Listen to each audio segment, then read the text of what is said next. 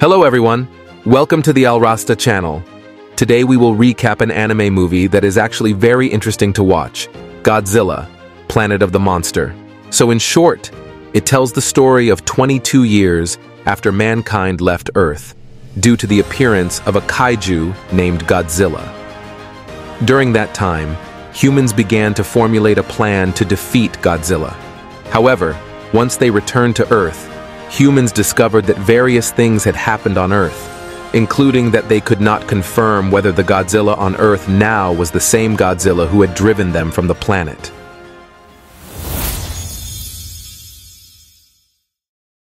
In the early 21st century, Earth was overrun by giant, terrifying creatures known as kaiju. At the time, mankind's military might was no match for these beasts, which left millions of people as their victims. Well, there was one kaiju who was the most famous of them all, and he was named Godzilla, an invincible monster who would kill everything in his path, be it monsters or humans.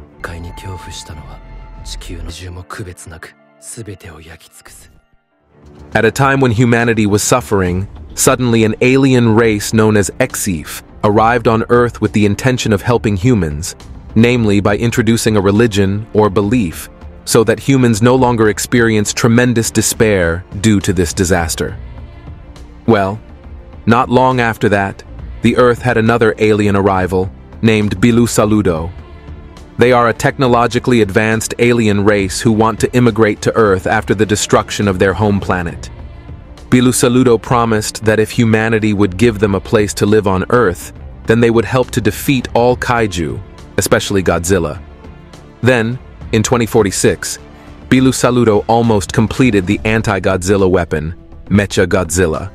However, unexpectedly, Godzilla destroyed their facility before Mecha Godzilla could be activated. And as a result of that incident, Bilu Saludo was forced to abandon the Mecha Godzilla project. Now, with all the defeats that humanity had suffered, it was even more agonizing to see the destruction that Godzilla had wrought.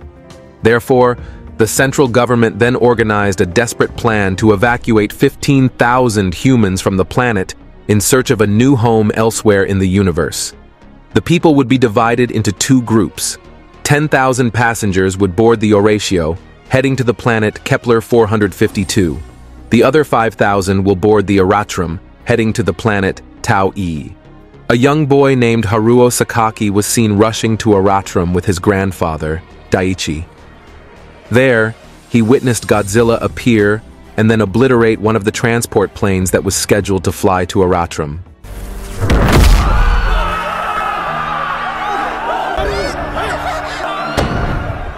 The plane crashed into the ground and destroyed the group bus that happened to be carrying Haruo's parents. Since then, Haruo has never forgotten what happened to his parents. Haruo promised that one day he would destroy Godzilla to avenge the deaths of his parents. 22 years have passed since the Aratrum spaceship left Earth, and they finally reached their destination, the planet Tau-E. During the 22-year journey, apparently, resources and also food have been very scarce. As a result, the passenger list of 5,000 people has shrunk to 4,000. Now, a landing ship that carries many elderly passengers, including Haruo's grandfather Daiichi, is asked to prepare to descend to the surface of the planet Tau-E to determine and also find out whether the planet is indeed habitable or not. However, Haruo, who is now an adult body and captain on the Aratrum ship, believes that all of this is the evil intention of the higher-ups, who aim to reduce the elderly population on Aratrum by sending these passengers to a planet that could be dangerous for them. Because of this, Haruo then chose to take illegal action by locking himself up while carrying a large amount of explosives in the landing ship and threatening to detonate it if the landing mission was not cancelled. But before he could do so, Haruo was suddenly contacted by his grandfather, Daiichi, who then explained that he and the other passengers actually volunteered for this mission because they felt that they were too old, especially if they had to continue living in Aratrum. Apparently, Daiichi's grandfather prefers to die on land rather than in space. Even though Haruo had begged his grandfather not to continue this mission, He could not do anything after the Aratrum security forces broke in and arrested Haruo. Haruo could only watch from inside his prison cell when the landing ship his grandfather was on suddenly exploded while entering the atmosphere of Tau-E.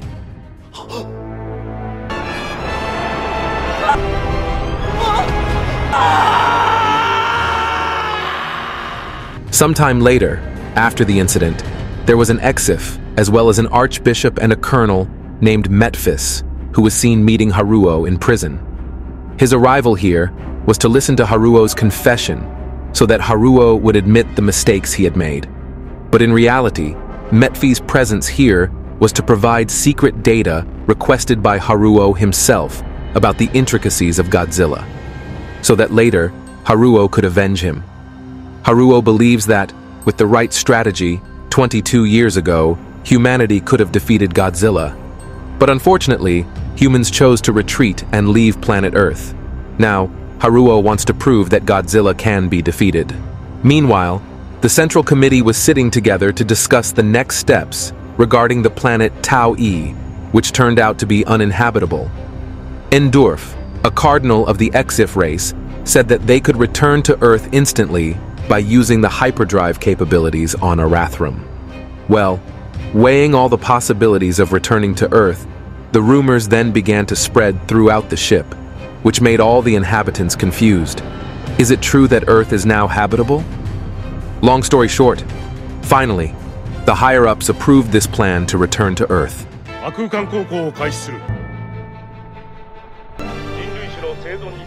They then activated Arathrum's hyperdrive, whereupon Arathrum's ship then emerged from hyperspace and was now just outside Earth's orbit. Several reconnaissance drones were then sent to planet Earth to analyze the environment.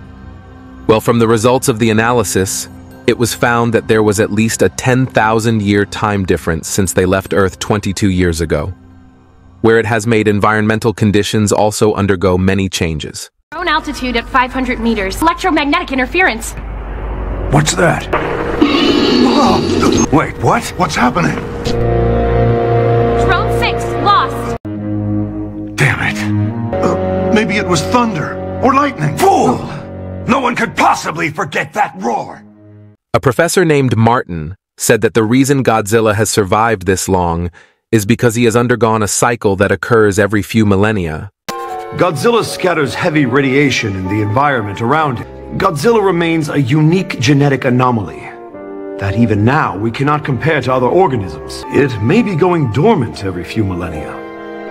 Or, over 10,000 years, it could have multiplied, and this could be the last surviving one. Godzilla's existence defies every established law of biology we know. So, we can't simply ignore the possibility that it could be immortal. Well, at this moment, Metphis informed the committee that they would inevitably have to defeat Godzilla.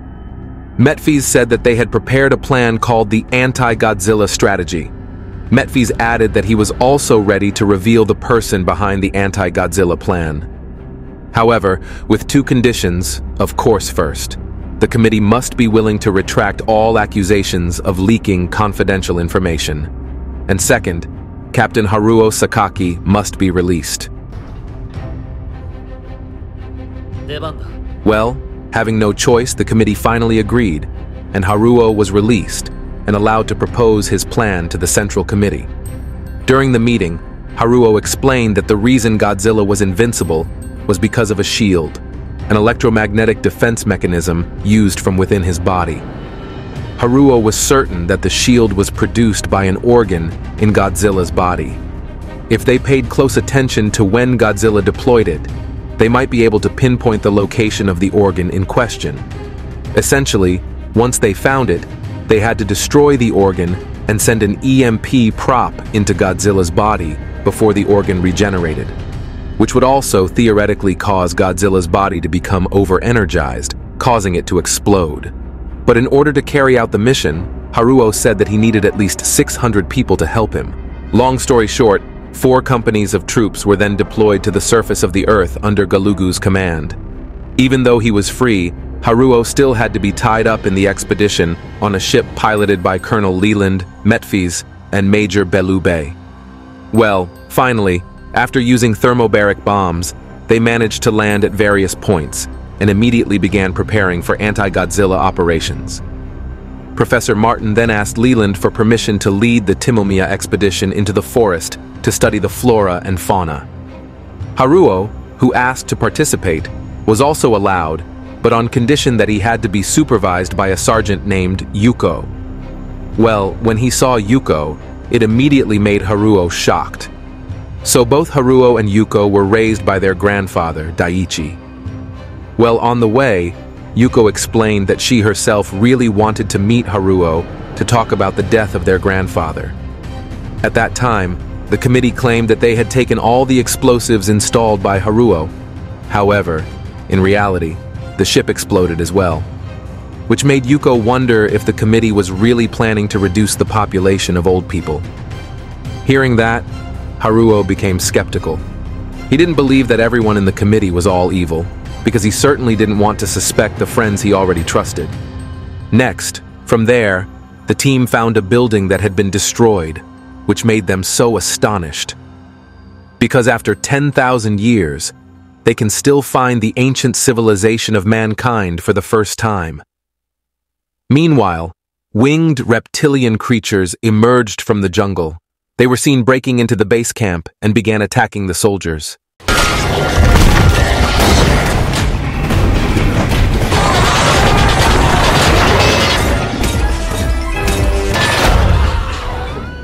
Martin and his team, who heard that there was an incident at their base, then decided to return. Well, when they arrived, they found the carcass of one of the creatures. Martin then cut a few of its teeth and brought them into the landing ship to be analyzed. As a result, Martin found that the Earth had been around for almost 20,000 years since they left it. Further analysis showed that the creatures and plants from the forest had a lot in common, both containing metallic materials. Martin also said that the winged creature that attacked them came from the same genome as Godzilla. So according to him, for 20,000 years, Godzilla's DNA has spread to the flora and fauna on Earth, and then created a kind of new ecosystem built around his biology. Hearing this immediately made Colonel Leland decide to leave and cancel their mission, because he felt that this Earth was no longer habitable. Finally, there was tension between Haruo and Leland, and Haruo did not want to surrender for the second time. But even though they intended to return, of course they couldn't, because all the landing ships had been damaged by the previous attack. So, inevitably, they had to join the other 3 landing teams at some point. However, Metphys warned them that the path they would take would be in the same location where Godzilla was detected to frequently appear. Long story short, they then began to move and managed to join teams B and C. Well, as they began to walk back towards Team D, Haruo had said, "What was the point of coming here if they all had to go back again?" Metphys then explained that neither Haruo nor Leland seemed to understand Godzilla's purpose. He said that for many years, the Exifs had been wandering in space, where they had witnessed many human-like civilizations meet destruction at the hands of creatures similar to what humanity called Godzilla. The Metphys believed that Godzilla was a punishment meted out due to humanity's arrogance. Well, not long ago, Godzilla suddenly appeared and seemed to be attacking them. At this moment, Metphys apparently released Haruo from his bonds and then told him to do what Haruo himself wanted. Quickly, Haruo rode the hoverbike. Meanwhile, Yuko, Metphys, and Martin evacuated right after their ship crashed due to panic after Godzilla's appearance.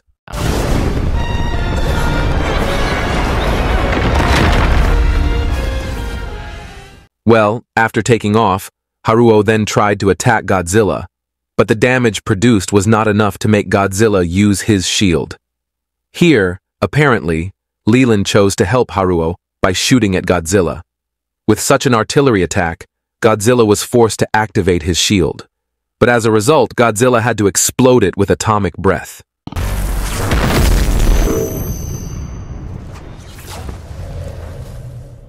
Well, after the attack, Galugu finally figured out exactly where Godzilla's electromagnetic organ was located, which turned out to be on his backplate. Now, with the remaining units, the committee then notified Metphis so that he would do whatever it took to bring back as many people as could still be saved. Here, Metphis then appointed Haruo as the new operations commander. From there, Haruo then started his plan again, which was that they intended to lure Godzilla into a narrow gap, where there were several traps prepared. Long story short, when all the traps were set, the hoverbike troops headed straight to Godzilla's location and began the attack.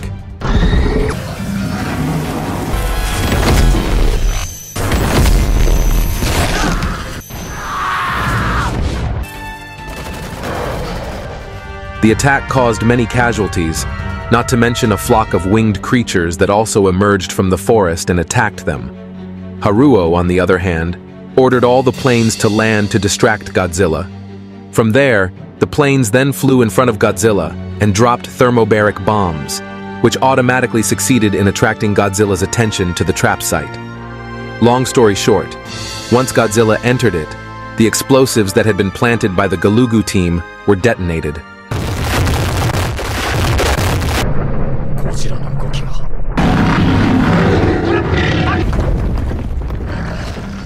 All attacks were then focused on Godzilla, which consequently caused Godzilla to use his shield. At this moment, the artillery troops managed to detect exactly when Godzilla's shield would open, and when it did, boom.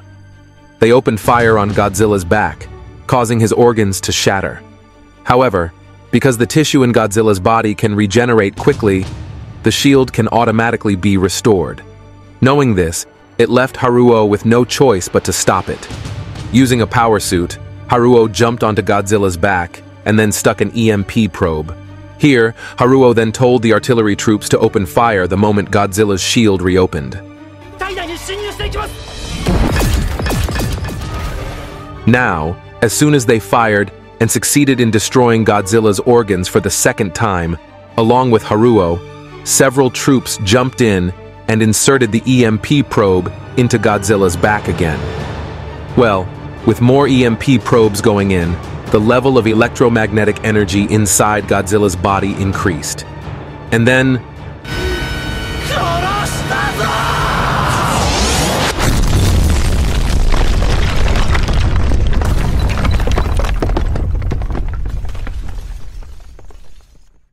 After the battle, Haruo and the others were seen looking at the remains of Godzilla's destruction. But even so, Professor Martin gave his opinion, in which he said that this Godzilla that they had just killed was probably not the same Godzilla that drove humans from Earth at that time. Martin also theorized that this Godzilla was an offshoot of the original Godzilla, who then inherited its form and abilities. And if that's true, it means there are probably more Godzillas on the planet. And sure enough, suddenly, a strong tremor occurred that caused the ground around them to shake.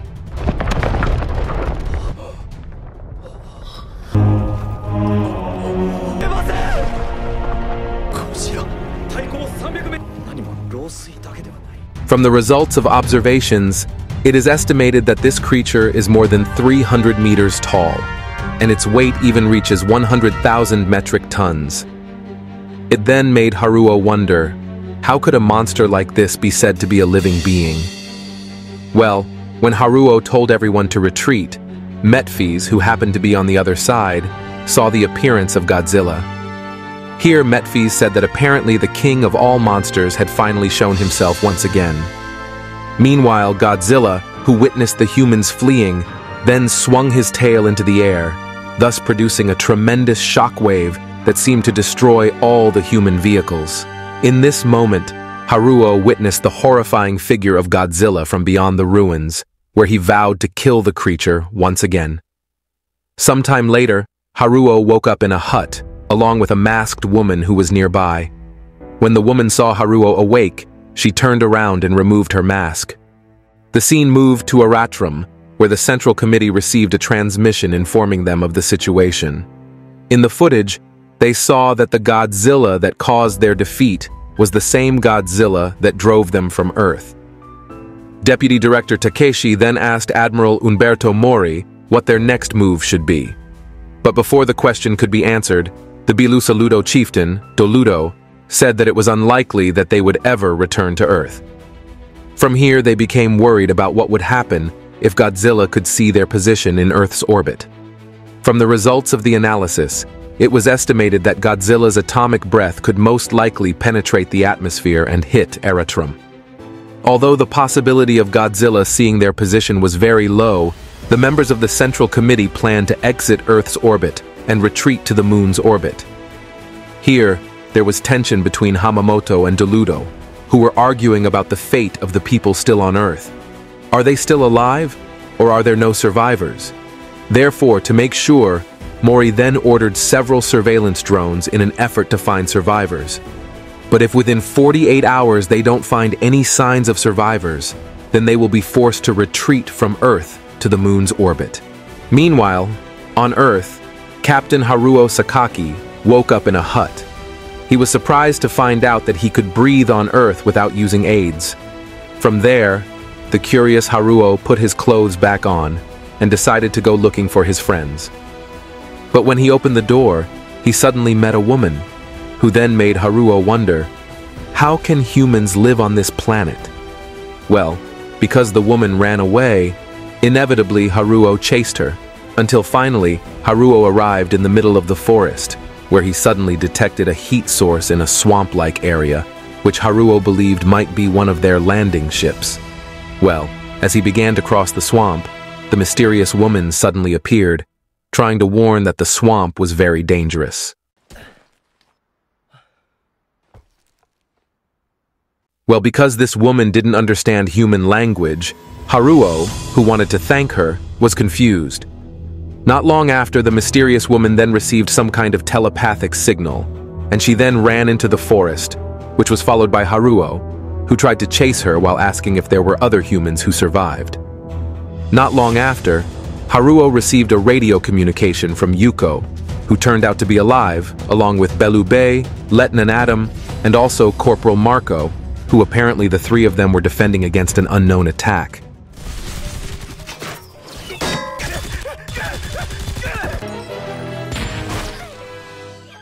After bringing down the mysterious figure, they then approached her and removed her mask, where it was revealed that it was another tribal woman who turned out to be the same as the one encountered by Haruo. But unfortunately, the woman managed to escape and enter the forest. Not long after, the same woman appeared from a different direction along with Haruo. Well, because they were confused by what they saw, Haruo finally tried to explain. But before Haruo could finish, suddenly, they were all surrounded. Well, because they didn't want to take risks, they were all forced to surrender and then taken to a settlement that was underground. There, they saw that there were more people living, like a pre-century that had been built long ago. Haruo and the others were then locked up in a room, where they met with Colonel Galugu, Dr. Martin, and several other people, except for the Metfees, whose whereabouts were unknown. Next, one of the tribal women entered the room, along with 2 guards, with the intention of taking them all to a large temple, where they saw many tribal elders sitting and welcoming them. The mysterious woman who escorted them earlier then walked up the altar, along with the woman who helped Haruo, and it was later revealed that the 2 of them were identical twins. The 2 twin women then placed their hands on the altar wall and began to speak telepathically to the prisoners. Now, through this telepathy, Haruo and the others can finally understand the language of the tribe. So it was revealed that this mysterious tribe was called Hutua, who then questioned why Haruo and his friends came here and destroyed their house. Haruo then answered that the purpose of their arrival here was to kill Godzilla.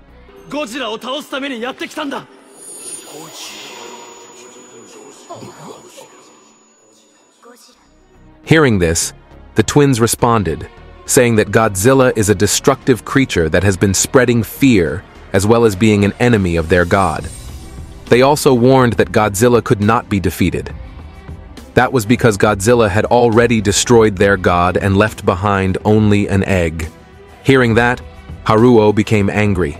Haruo said that it was all untrue and that they should be able to defeat Godzilla. Well, because Haruo and his friends are not enemies, the Hutua tribe finally let them go. One of the members, named Marco, asked Haruo if he really intended to fight Godzilla again. Well, when Haruo replied that he would do it again, Marco became angry and even accused Haruo of making many people victims at the hands of Godzilla. Fortunately here, Belub defended Haruo by saying that Haruo's plan to defeat Godzilla was arguably successful, and if they could do it again, then they might also be able to destroy a bigger Godzilla. Well, when they were at the exit of the Hutua village, the twins suddenly spoke in human language and asked that they both be allowed to accompany Haruo and friends. Seeing that the twins could speak their language, Dr. Martin was even more convinced that the Hutua tribe did have a very high level of intelligence. Long story short, they then walked through the jungle to find a landing craft that was thought to still be in a certain location. Here, the twins then introduced themselves as Miana and Maina.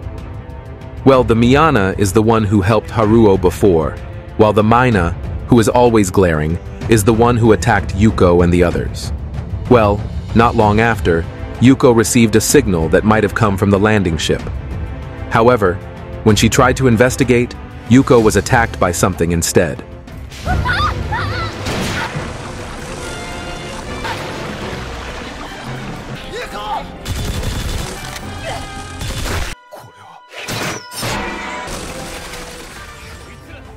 Yuko was saved by Haruo and the others, along with the twins.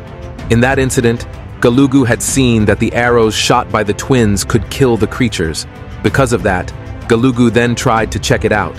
However, before Galugu could touch it, Maina stopped him while warning that this arrow was poison. Then, not long after, a swarm of flying creatures suddenly appeared and surprised them all. But fortunately, from the same direction, there was a relief force that came and drove the creatures away. Apparently, it was part of the remaining surviving troops, led by Metphys, who turned out to be alive as well. From there, they all gathered again at the location of the landing craft that they eventually found. A signal asking for help was then sent to the Eratrum, which was then received by the committee, which immediately responded by sending a rescue team. Well, while waiting for help to arrive, Galugu and Belube asked Haruo to talk to them about an invention that could be used to kill Godzilla. They discovered that the arrowheads used by the Hutua tribe were made of nanometal, a form of metal that was used to make Mechagodzilla 20,000 years ago. So, Galugu and Belubi discovered that the Hutua had made their tools and weapons out of large chunks of nanometal, which apparently evolved over time. Well, the point is that if they can find the nanometal source, then surely they can harvest enough resources to make a weapon capable of killing Godzilla. Well, since the location was estimated to be not so far away, Haruo then told everyone that he would not force anyone to come with him. All the members of Bilusaludo agreed to stay, as did Yuko, Adam, and many other soldiers. Next, Haruo and the others watched the landing craft depart, along with all the soldiers who chose to return to the Eratrum. To cut a long story short, once the plane arrived at the Eratrum, as it turned out, there were only 3 people. Okay, back to Earth, where Miana and Maina escort Haruo and the others to the nanometal site, where the Mecha Godzilla facility is located. As they passed through a cave, Martin tried to say something to Haruo about his analysis, which revealed that apparently the DNA of the Hutua people came from insects. Martin also gave the thesis that it seems that life on this planet is becoming more like Godzilla. Martin also said that this planet has chosen Godzilla as its ruler after humans destroyed the Earth's environment due to pollution and nuclear tests. But unfortunately, instead of the planet's ecosystem returning to its original state, Godzilla permanently altered it to the point where all life now seems to have to serve or follow the will of Godzilla. Next, from there, they reached the outside of the cave. Here, they were briefly attacked by flying creatures, but not long after, they were suddenly surprised by the appearance of nanometal spikes that instantly killed the creatures.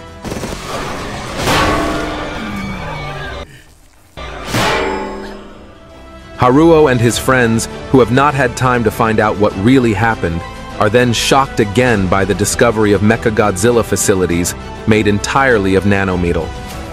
After 20,000 years have passed, the nanometal from the Mechagodzilla carcass apparently continues to grow and rebuild the facility, creating what they call the city of Mechagodzilla. Well, before they enter the facility, the twins, who intend to return home, warn Haruo and the others to be careful because they believe that the city is a scary and poisonous place. Next, Haruo and the others went down and started exploring. Here, they found several carcasses of creatures that seem to have been transformed into nanometals. Martin theorizes that the city of Mechagodzilla deliberately absorbed all forms of life and then used them as metal tissue to multiply its nanometals in an effort to build this city. Now the question is, with them here now, will the city make them nanometals too? Galugu then answered by saying that it won't, because he believes that whatever the city is doing, it is only meant to destroy Godzilla. Well, Martin also added that every nanometal here apparently emits gas and mist that covers the entire city, so that from there, the city can avoid all kinds of threats, including Godzilla. Long story short, they enter the facility and find the carcass of Mechagodzilla, an artificial intelligence that Bilusaludo believed could defeat Godzilla.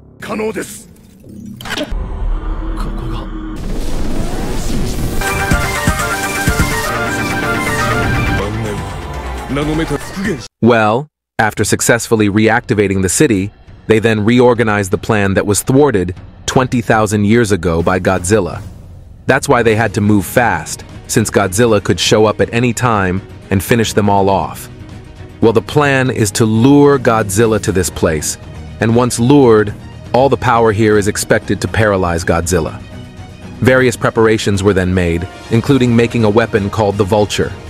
And with an endless supply of nanometals, Galugu and Belube believed that Bilusaludo's technology could give them victory.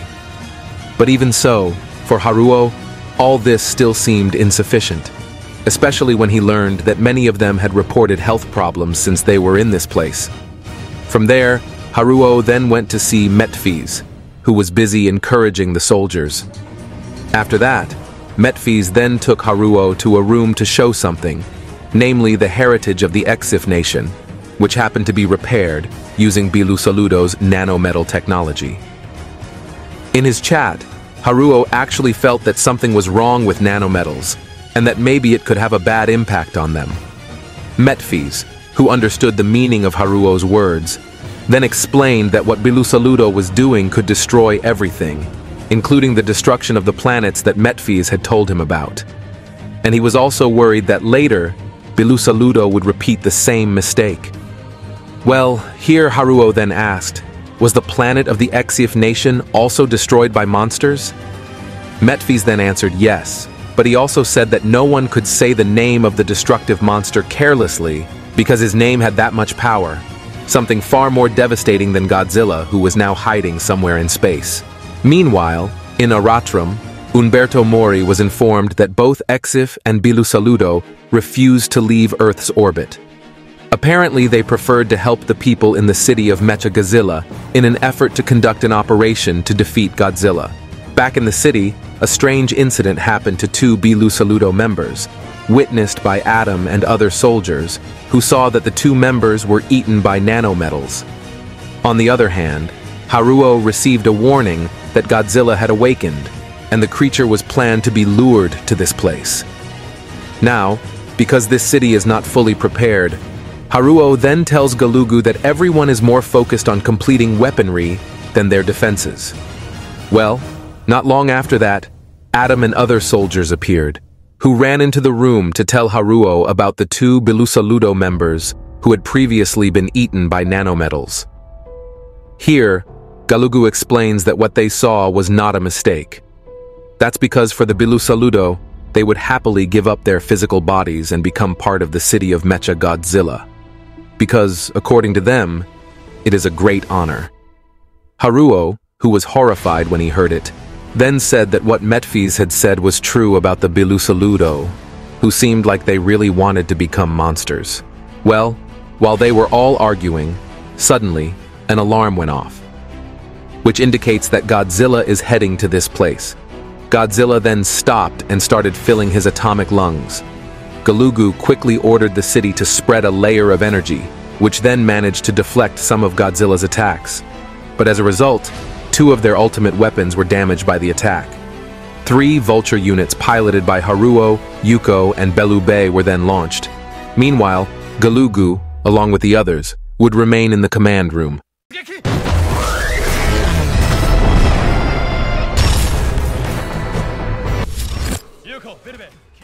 An exciting battle ensues, which almost makes Yuko a victim of Godzilla's atomic breath attack.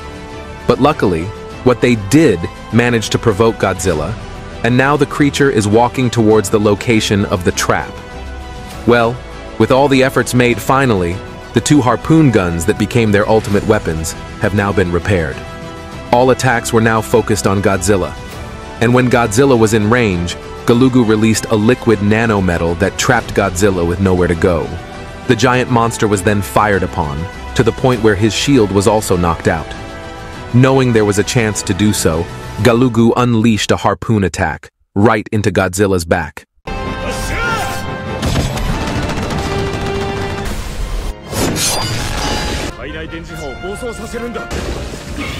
Apparently, the attack did not make Godzilla explode. Instead, Godzilla's body temperature increased drastically, which even melted everything around him. Meanwhile, back in the command room, Galugu, unwilling to be defeated by Godzilla, decided to turn himself in to be devoured by the nanometals. Outside, Belube has a plan to make Godzilla explode, which is to use a suicide strategy by flying and swooping down on Godzilla's back to make him explode. However, because one part of the vulture could not withstand the heat for long enough, Galugu, who had already fused with the nanometal, forcibly triggered the vulture's nanometal to fuse with its pilots. Here, Belube, as Bilusaludo, would have accepted the fusion, but not Yuko and Haruo, where they rejected it. Yuko therefore tried to get out, but because the surrounding temperature was too high, it caused her to fall. But luckily, Haruo quickly saved Yuko. Well, here, Haruo also found that his body also refused to join the nanometal, which made Galugu confused. At this moment, Metphis then contacts Haruo, who tries to warn that after Godzilla is successfully destroyed, the nanometals in the city of Mechagodzilla will continue to multiply, so that they can affect the entire planet. Knowing this, Haruo was forced to make a painful decision. He chose to fly to the Mechagodzilla city control room and then face Galugu. Haruo then told Galugu that he wanted to end the horror of the nanometal. However, because Galugu refused, Haruo finally aimed his weapon and then opened fire on the control room. The attack eventually killed Galugu and destroyed Mechagodzilla's head, as well as deactivating all the nanometals. Now, Godzilla, seeing that the nanometal was no longer active, suddenly began to resume activity, where he then obliterated the rest of the Mechagodzilla city with 2 shots of his atomic breath.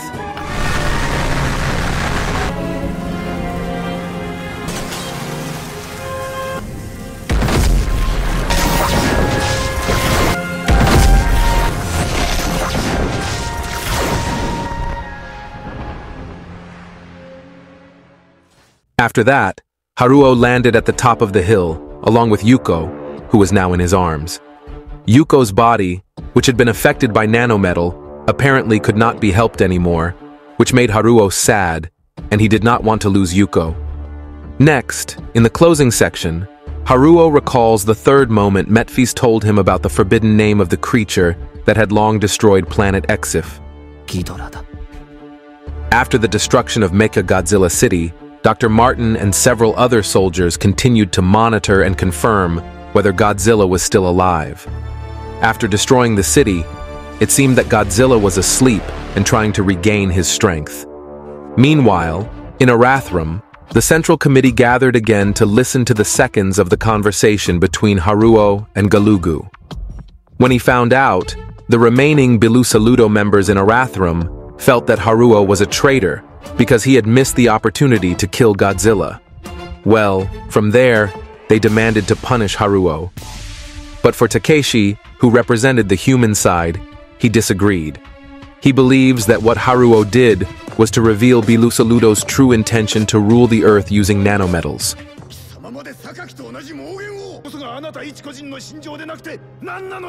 As a result, the Bilusaludo then rebelled. They hijacked the ship's engine room while demanding that the committee force Haruo to take responsibility for his actions. On Earth, Haruo and the survivors returned to the village of Hutua. Here, Haruo was told by Dr. Martin about Yuko's heart, which was apparently still beating due to the effects of the nanometal, which seemed to act as a life support system. But even so, her brain function is dead, and this Yuko will no longer have a chance to live again. Well, not long after, Metphis came and told Haruo that they could not return to Aratrum because there had been a dispute between Bilusaludo and humans caused by Haruo's failure to defeat Godzilla. Well, when Haruo was regretting his failure, Adam, who had been an ex-Sif fanatic member, then made Haruo angry by saying that Yuko deserved to die because she had sided with Bilusaludo.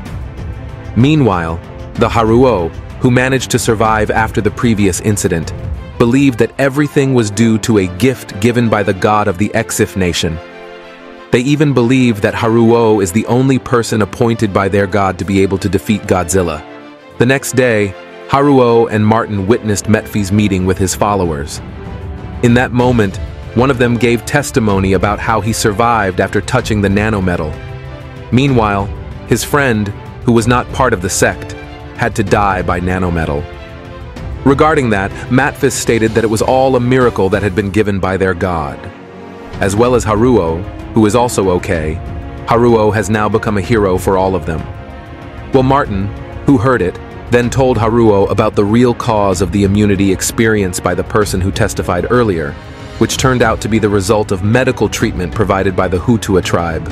Well, you still remember the previous scene when Haruo was saved by Miyana, and then met Dr. Martin and several other people who were already in prison. Those mentioned earlier have been given treatment by the Hutua tribe.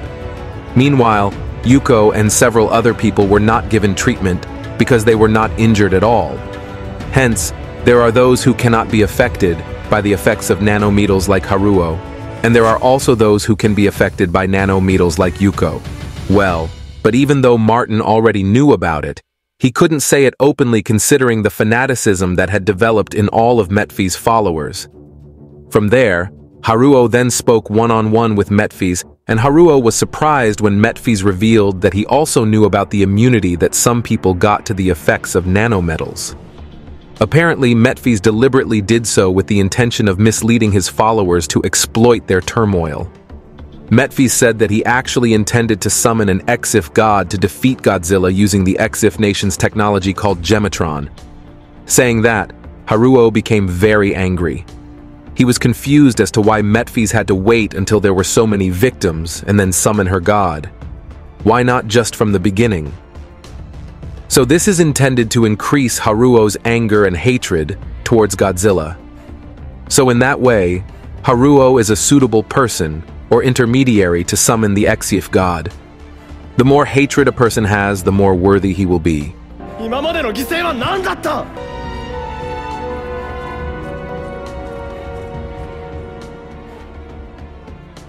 From there, Haruo then went to Yuko's room and met Martin, who then told him about Metphis' plan. However, after hearing it, Martin felt that it was already Metphis' job as a missionary, whose main goal was to turn Haruo into a doll for their ritual process.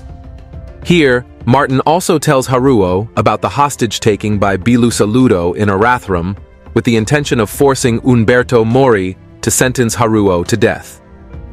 Well, to anticipate this, Martin has arranged a plan with the Hutua tribe to keep Haruo safe and hidden until they can find a solution to overcome it. Later that night, while with Miyana, Haruo expressed his despair because he had failed to kill Godzilla and also had to lose Yuko. Hearing that, Miyana then tried to console him by saying that Haruo had actually won. For every Hutua, they believe that the meaning of winning is being able to survive, in the real sense of having children, having a family, and also having offspring. Whereas dying is something that will eventually be forgotten, it is a defeat.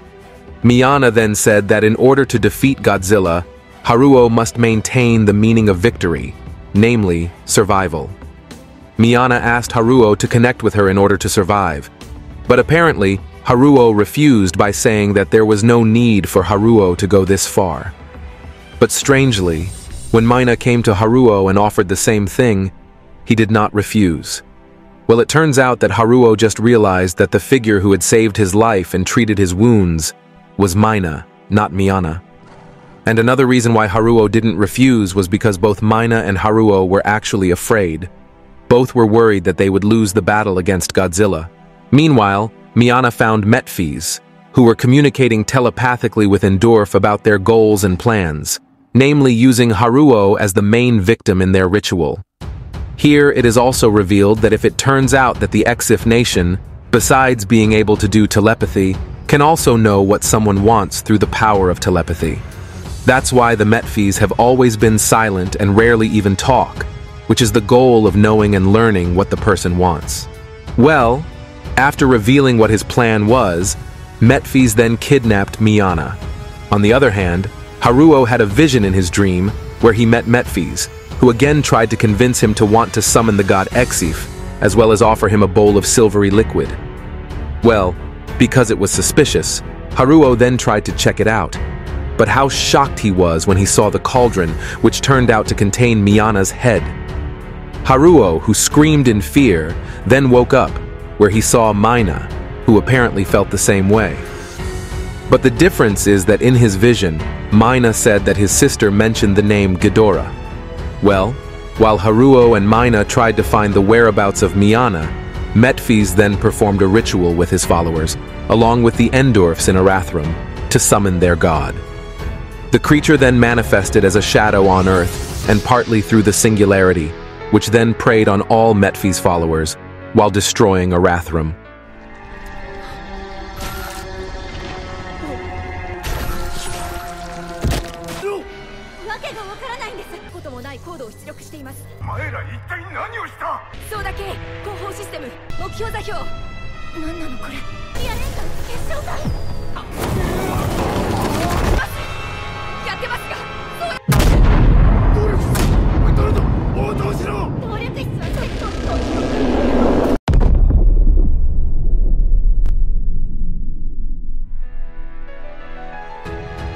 After Ghidorah descends to Earth, Haruo manages to track down Metphys and finds her at the top of a hill, along with Miyana, who will be used as an offering to Ghidorah. Ghidorah's arrival, meanwhile, awakens Godzilla and moves straight towards him, and when the two creatures meet, Godzilla fires his atomic breath.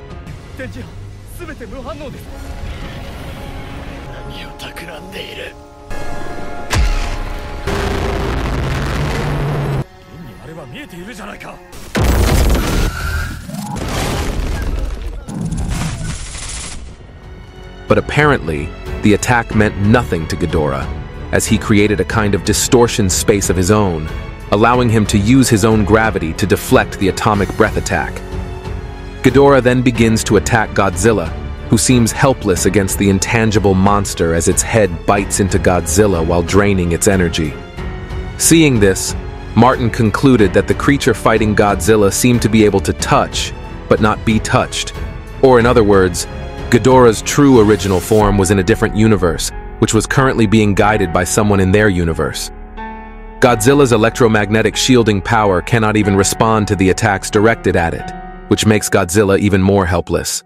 Not long after, from behind the clouds, 2 more Ghidorah heads appeared, so there were now 3 heads attacking Godzilla simultaneously. Meanwhile, Haruo, who was still trying to stop Metphys, suddenly found out that Metphys had gouged out his right eye and replaced it with a metal Exif. Haruo was then rendered helpless when Metphys entered Haruo's mind. In his subconscious, Haruo then learned the fact that it turned out that the Exifs found Ghidorah when they tried to see or go beyond the boundaries of the universe in search of immortality. From there, the Exifs then sacrificed their own home to Ghidorah, where they realized that immortality did not exist. From then on, the remaining Exifs worship Ghidorah as their god, while trying to find someone who can release them again in order to destroy the universe. On the other hand, Martin, who knew Godzilla was not their enemy, then, together with Mina, went to the Hautua temple.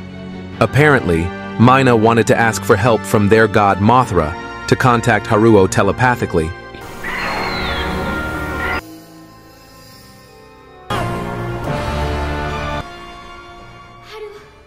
While talking to Haruo, Dr. Martin and Mina attempted to tell him how to defeat Ghidorah.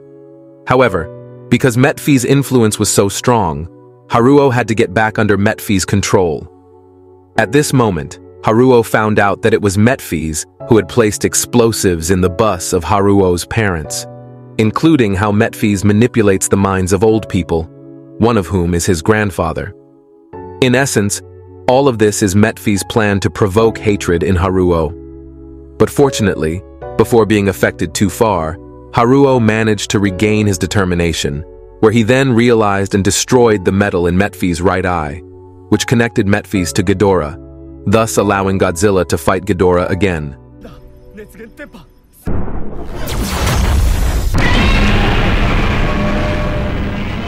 Now Godzilla can touch Ghidorah, and that means it's time for the three-headed monster to return to his universe.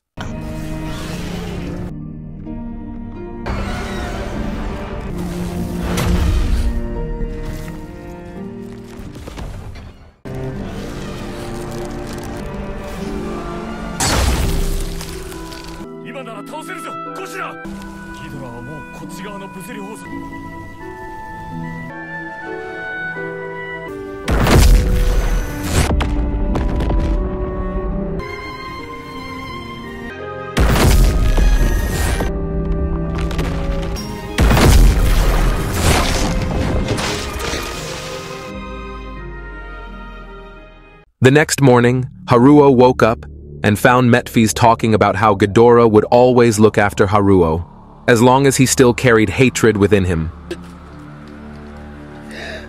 After the battle, all remaining humans on planet Earth discarded all their technology, including weapons and clothing, in favor of adapting to the Hautua people.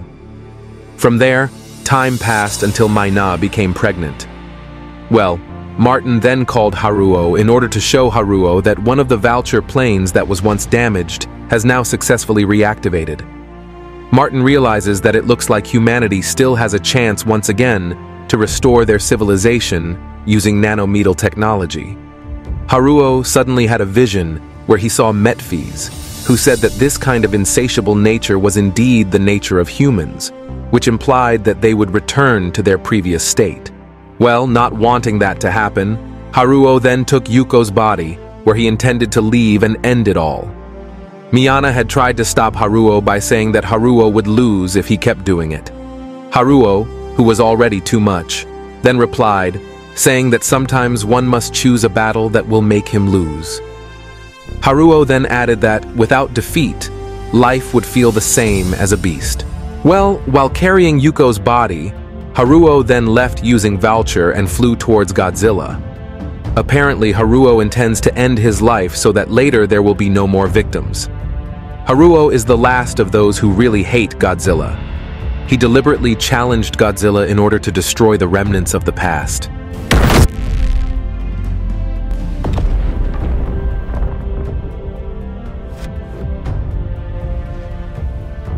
At the end, some members of the Hautua tribe and their children are seen praying in front of a wooden statue that they dubbed their wrathful god.